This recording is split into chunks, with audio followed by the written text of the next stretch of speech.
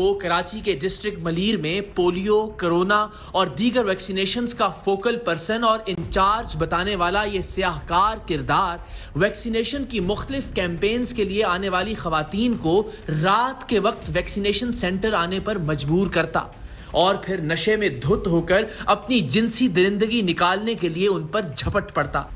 अपनी जात में फिरौन बने हुए इस फोकल पर्सन की रऊनत का ये आलम था कि रात के वक्त इससे मिलने वैक्सीनेशन सेंटर पर ना आने वाली लड़की को ये तनख्वाह रोकने और आइंदा किसी वैक्सीन मुहिम का हिस्सा ना बनाने की धमकी देता। पूरा दिन सर्दी गर्मी में चंद 100 रुपए के एवज काम करने वाली रजाकार लड़कियां अपने घर का चूल्हा जलता रखने के लिए इस बदबख्त की शैतानी आग में खुद को राख करने पर मजबूर हो जाती और ये हैवानियत और शैतानियत का पैकर शख्स दिन भर वैक्सीन मुहिम चलाने वाली कमजोर और अफलास ज़दा लड़कियों का रात भर जिनसी इस्तेहसाल करता। नहीं सर, प्लीज सर, ये जॉब का पार्ट नहीं। अब मेरी मम्मी का मत करो।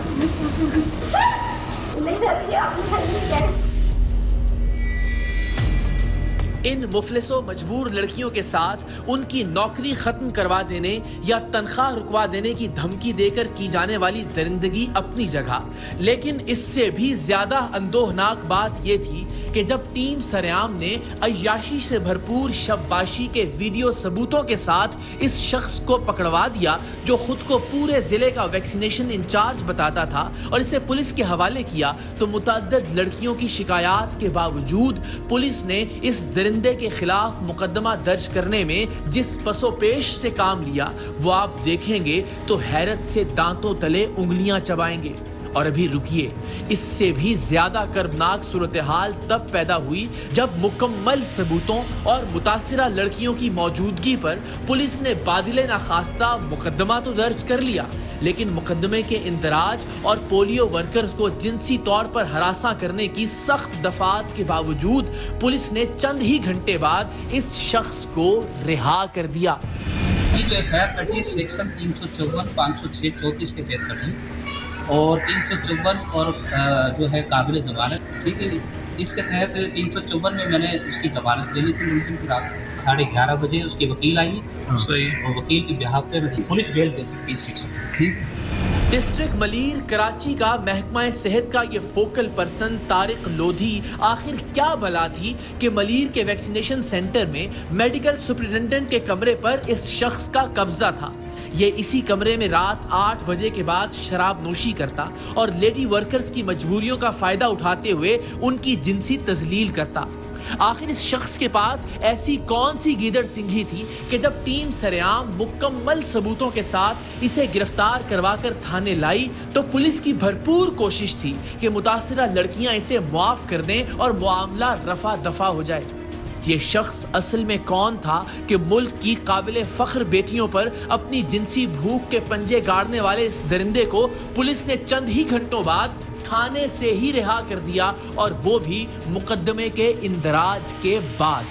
इस शख्स के पीछे कौन से मजबूत और ताकतवर हाथ थे जो जिनसी हरासगी की मजबूत तरीन दफात के बावजूद चंद घंटों में ही उसे छुड़वा कर ले जाने में कामयाब हो गए, या फिर औरत की इज्जत से खेलने वाली कानूनी दफात महज कचरा है।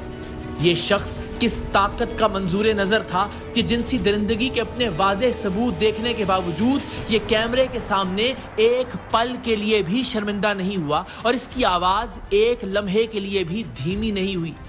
आप जैसे जैसे इस शख्स की असलियत जानते जाएंगे वर्ताए हैरत में पड़ते जाएंगे। इसमें तो मेरा फेस आ रहा है, तो आप ही का फेस आएगा। तो आप कैसे कह सकते हैं इसमें? ये तो गलत है बिल्कुल। ऐसी कोई चीज इसमें नहीं है। अरे ये तुम्हारी बहन और बेटी के साथ कोई करे तुम्हारे ख्याल में ठीक है?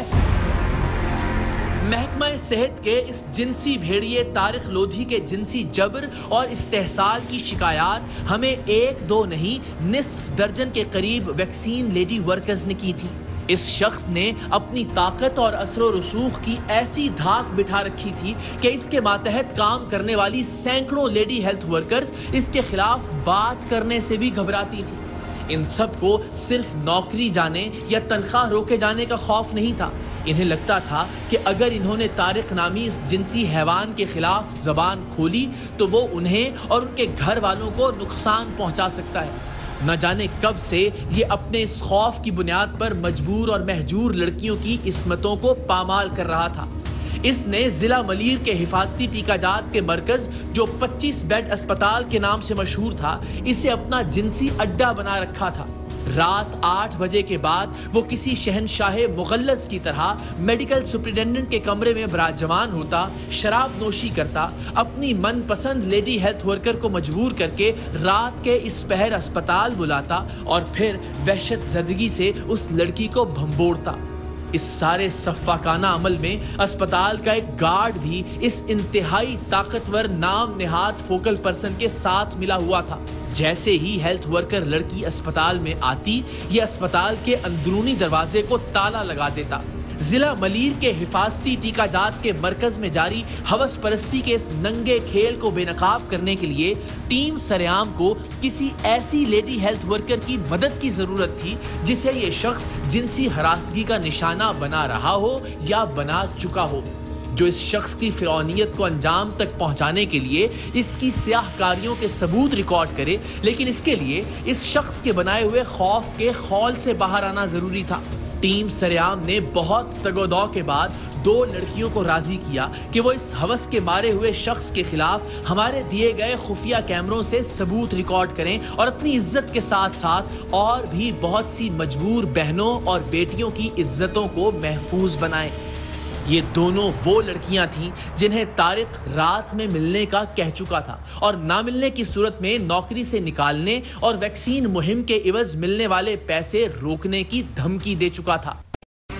अहम तरीन खबरें अब एक क्लिक की दूरी पर। आपके पसंदीदा टॉक शोज हों या अहम मुल्की या गैर मुल्की शख्सियात की न्यूज कॉन्फ्रेंसेस, हर लम्हा बाखबर रहने के लिए सब्सक्राइब करें हमारा YouTube चैनल।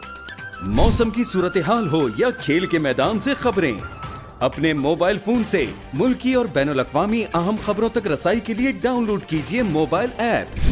बावसूख ज़राए से मुसद्दिका खबरों, तज्ज़ियों और तबसरों से मुस्तफीद होने के लिए विजिट कीजिए पाकिस्तान की सबसे बड़ी न्यूज वेबसाइट www.arYnews.tv।